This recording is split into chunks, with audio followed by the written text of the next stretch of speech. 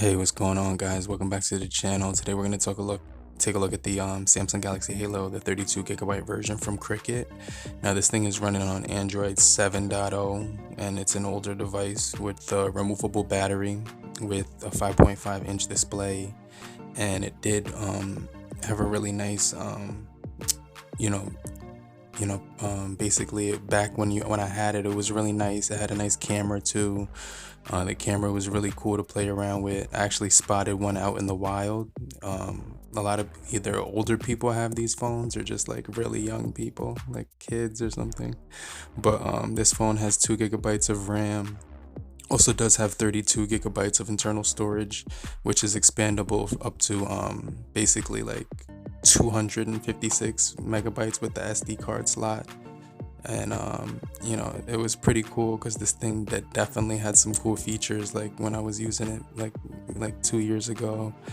And I remember like it was still a really good device right now. And it has a 1.6 gigahertz octa-core processor.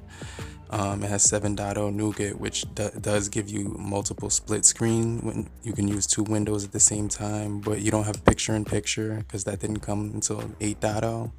But you do get 2 gigabytes of RAM, 32 gigabytes of internal storage. It did have a button right there down below, which was actually really cool because that physical button and physical keys were right below, which was like really old school, but I kind of like that form factor. It still felt pretty smooth to use for like just daily operation and light games here and there. And the battery on this thing was actually one of my most favorite parts about it, because that thing was like an all day long battery plus some. So basically you were getting a really good cell from it. I think it was the 3000.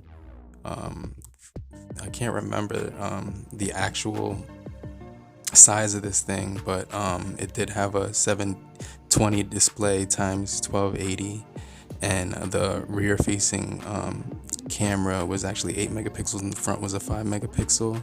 You could record in 1080 30 frames per second as well. And this thing definitely was like made of all plastic and everything, but it did have a nice feel and weight in it. It was 164 grams when you were holding it.